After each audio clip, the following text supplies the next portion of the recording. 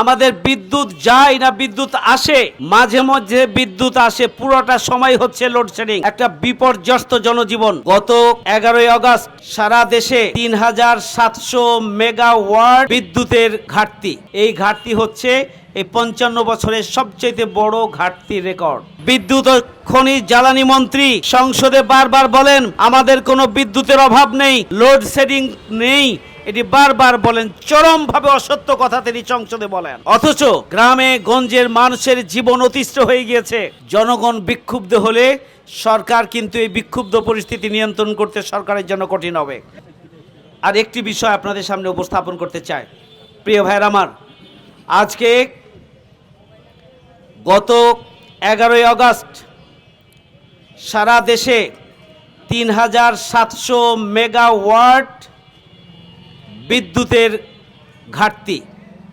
যে পরিমাণ বিদ্যুৎ প্রয়োজন তার চাইতে 3700 মেগাওয়াট বিদ্যুৎ ঘাটতি ছিল। এই ঘাটতি হচ্ছে এই 55 বছরের সবচেয়ে বড় ঘাটতি রেকর্ড। লোডশেডিং ছিল 3700 মেগাওয়াট। আর 10ই আগস্ট 3661 মেগাওয়াট লোডশেডিং ছিল, অর্থাৎ এই পরিমাণ বিদ্যুতের ঘাটতি ছিল। সারা বাংলাদেশে 41টি বিদ্যুৎ উৎপাদন কেন্দ্র বন্ধ হয়ে গিয়েছে।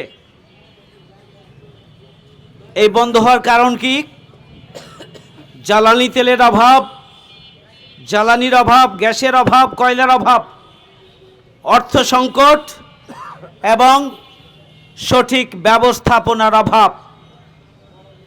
আমদানি যে পরিমাণ করা উচিত সে পরিমাণ না করে আমদানিকে হ্রাস করা হয়েছে, কমিয়ে দেওয়া হয়েছে, যার কারণে এই সর্বোচ্চ পরিমাণ লোডশেডিং গোটা বাংলাদেশে। বলা যায় গড়ে 10 থেকে 12 ঘন্টা লোডশেডিং সারা দেশে। ঢাকায় এবং চট্টগ্রামের মূল শহরে সরকার পরিকল্পিতভাবে লোডশেডিং নিয়ন্ত্রণ কিছুটা করছে, যাতে করে রাজধানী থেকে আন্দোলন শুরু হয়ে সারা দেশে ছড়িয়ে না পড়ে। গোটা বাংলাদেশের জনগণ আজকে বিক্ষুব্ধ। শুধুমাত্র আমাদের বিদ্যুৎ যায় না বিদ্যুৎ আসে, মাঝে মধ্যে বিদ্যুৎ আসে, পুরোটা সময় হচ্ছে লোডশেডিং। একটা বিপর্যস্ত জনজীবন। এখানে উৎপাদন ব্যাহত হচ্ছে, স্বাভাবিক জীবন ব্যাহত হচ্ছে, অর্থনীতির চাকা ক্ষতিগ্রস্ত, বিপর্যস্ত হচ্ছে এবং মানুষ এই কঠিন গরমের মধ্যে, ভ্যাপসা গরমের মধ্যে মানুষ অস্বাভাবিক একটা কঠিন পরিস্থিতি পার করছে। এটা সরকারের ভুল পদক্ষেপের কারণে এটি হয়েছে। আমাদের মাননীয় বিদ্যুৎ ও খনিজ জ্বালানি মন্ত্রী সংসদে বারবার বলেন আমাদের কোনো বিদ্যুতের অভাব নেই, লোডশেডিং নেই, এটি বারবার বলেন। চরমভাবে অসত্য কথা তিনি সংসদে বলেন। অথচ গ্রামে গঞ্জের মানুষের জীবন অতিষ্ঠ হয়ে গিয়েছে। আমরা বারবার বলছি যে বিদ্যুৎ, গ্যাস এবং জ্বালানির সমস্যার সমাধানের জন্য অগ্রাধিকারের ভিত্তিতে সরকারকে পদক্ষেপ গ্রহণ করতে হবে। আপনারা দেখেছেন বাংলাদেশ জামায়াত ইসলামীর পক্ষ থেকে উদ্যোগ নিয়ে 11 দলের পক্ষে সচিবালয়ের পাশে অবস্থান মুক্তাঙ্গনে, এবং এ অবস্থানের পাশাপাশি সচিবালয় অভিমুখে বিরোধী দলীয় নেতার নেতৃত্বে আমরা সেই দিন বিক্ষোভ এবং মিছিল নিয়ে গিয়েছিলাম বিদ্যুতের দাবিতে স্মারকলিপি দেওয়ার জন্য। বিদ্যুৎ, জ্বালানি, তেল, গ্যাস, এই সব সংকটের সমস্যার সমাধানের জন্য আমরা সরকার বক্তব্য এবং কথাবার্তায় খুব স্মার্ট, কিন্তু সমস্যার সমাধানের গোড়ায় তারা নজর দিচ্ছেন না।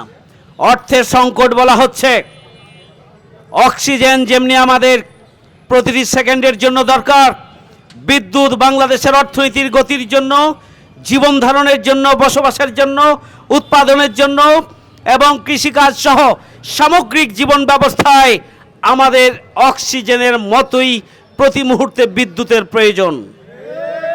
কিন্তু সেটি নিয়ে অগ্রাধিকারের ভিত্তিতে পদক্ষেপ নেয়া সরকারের যে দায়িত্ব, সেই দায়িত্ব তারা পালন করছেন না।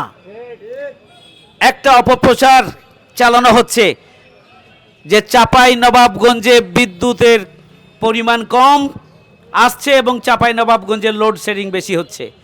বাংলাদেশের লোডশেডিং, রাজশাহী মহানগরী শহর, এটি একটা বিভাগীয় শহর, এই শহরে এক সপ্তাহের লোডশেডিং যদি পর্যালোচনা করা হয় তাহলে আপনারা বুঝতে পারবেন। এদিকে জামালপুর, এদিকে বিভিন্ন জেলায় লোডশেডিং, ব্যাপকভাবে লোডশেডিং, এবং এই লোডশেডিং পরিস্থিতিটিকে উত্তরণের জন্য সরকার একবার এক এক কথা বলছেন, কিন্তু সমন্বিতভাবে এগিয়ে নেওয়ার জন্য তারা কোনো বিশেষ পদক্ষেপ গ্রহণ করছেন কিনা জাতি এটা বুঝতে পারছেন না। সুতরাং এই অপপ্রচার থেকে নবাবগঞ্জবাসীকে আমি বিভ্রান্ত না হওয়ার জন্য অনুরোধ করব যে চাঁপাইনবাবগঞ্জে আলাদাভাবে লোডশেডিং বেশি হচ্ছে এটি সঠিক নয়। সারা বাংলাদেশেই ব্যাপকভাবে 10 থেকে 12 ঘন্টা, এমনকি 18 ঘন্টা পর্যন্ত লোডশেডিং বিভিন্ন জায়গায় হচ্ছে। সরকারকে এটি রাষ্ট্রের জাতীয় বিষয়, রাষ্ট্রের কর্তব্য। এই কর্তব্য যদি রাষ্ট্র, বর্তমান সরকার এককভাবে বাস্তবায়ন না করতে পারেন তাহলে প্রয়োজন হলে বিরোধী দলকে সাথে নিয়ে এই সংকট উত্তরণের জন্য সরকারের বিশেষ পদক্ষেপ গ্রহণ করা উচিত এবং জনগণকে এই ব্যাপারে সঠিক তথ্য জানিয়ে জনগণকে বিভ্রান্তির হাত থেকে এবং কষ্টের হাত থেকে জনগণকে রেহাই দেওয়া উচিত বলে আমরা মনে করি। প্রিয় ভাইয়ের আমার, রাষ্ট্রের পক্ষ থেকে এই ব্যাপারে যতটা নাক কান বন্ধ করে, চোখ কান বন্ধ করে বসে আছে, তাতে জনগণ বিক্ষুব্ধ হলে সরকার কিন্তু এই বিক্ষুব্ধ পরিস্থিতি নিয়ন্ত্রণ করতে সরকারের জন্য কঠিন হবে। আমি সরকারকে বলতে চাই, বিরোধী দলীয় নেতার সাথে বসে সর্বদলীয় মিটিং ডেকে জনগণকে সজাগ করেন। অগ্রাধিকারের ভিত্তিতে এই বিদ্যুৎ সমস্যার সমাধানের জন্য সরকারের প্রয়োজনীয় অর্থ বরাদ্দ করা হোক এবং এই বিদ্যুৎ সংকটের হাত থেকে, জ্বালানি এবং গ্যাস সংকটের হাত থেকে দেশের জনগণকে মুক্তি দেওয়ার জন্য পদক্ষেপ গ্রহণ করা হোক। আমরা সরকারের কাছে সেই দাবি জানাতে চাই।